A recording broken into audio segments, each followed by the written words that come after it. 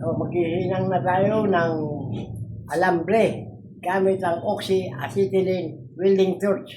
Alambre ito yung GI wire, yung ginagamit ng mga karpentero sa kanilang pagbabakal ng saminto sa saminto. Ito. Pero ito, GI wire. Hindi naman basta-basta kinakalawang ito kung mapipinturahan kagad kapag naghinang. Ganito ang paglalatero ng sasakyan. Papalitan ang mga parte na kinalawang at nabulok. Kukopyahin ang mga tinanggal na parte para mailagay ng maganda at ma-welding ng maayos. Nasa pag-welding tayo, kaya ito ang aking ipaliliwanag kung paano ang paghihinang o pag-welding gamit ang oxy-acetylene welding torch.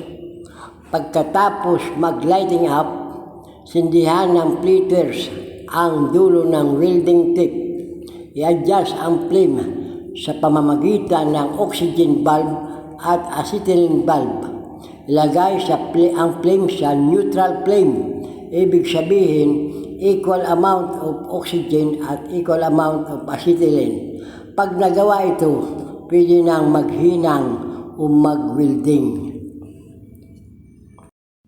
Paano naman mailalagay sa neutral flame? Sa kunting bukas o sara ng bulb ng oxygen at acetylene, magagawa ito. Halimbawa, kailangan palakasin ang apoy. Buksan ng dahan-dahan ang acetylene bulb. Buksan din ang oxygen bulb.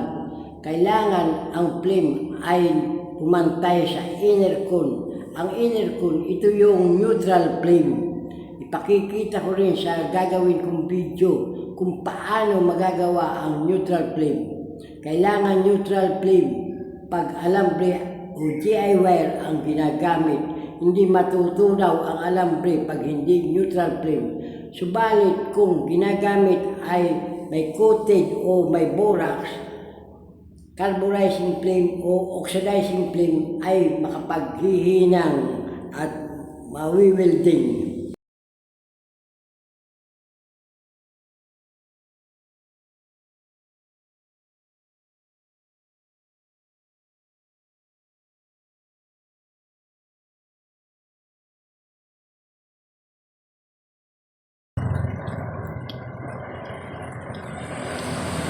Ba't hindi ka nagmamas pa?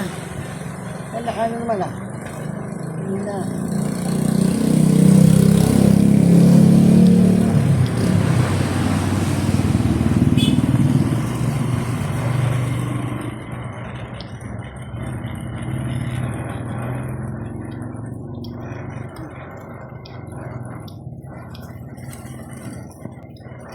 Naghihinang na tayo ng ating oxy-acetylene welding torch. Alambre ito yung alambre, galvanized GI wire. Ito ang ginagamit pag naglalatero sa mga auto repair shop. Yan Yan, alambre ang ginagamit natin. Kasi medyo may katipira dito, alambre. Tapos mamasilyahin na lang nila. Ipintrahan, ayos na. Yan, kita nyo. Ganyan ang paghihinang ng alambre. Kailangan nasa neutral flame ang inyong flame. Equal amount of oxygen, equal amount of acetylene. Kita nyo. Ganyan lang. Pakita mo yung pakita mo itong paghihina mismo. Kita nyo. Alambre ito ha. Yan. Yan lang.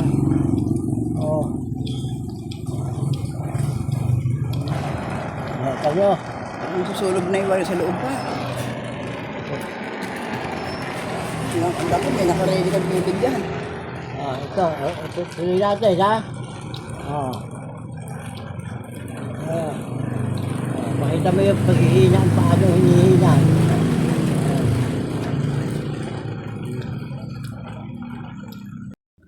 Habang nagtutunaw, kailangang igalaw ang movement ng welding torch. Hindi dapat ibabag sa isang lugar. Kasi nagbabaga na ang isang bakal, ito ay mabubutas. At kung mabubutas naman, itaas ang welding torch. Saka uli magsimula sa paghihinang.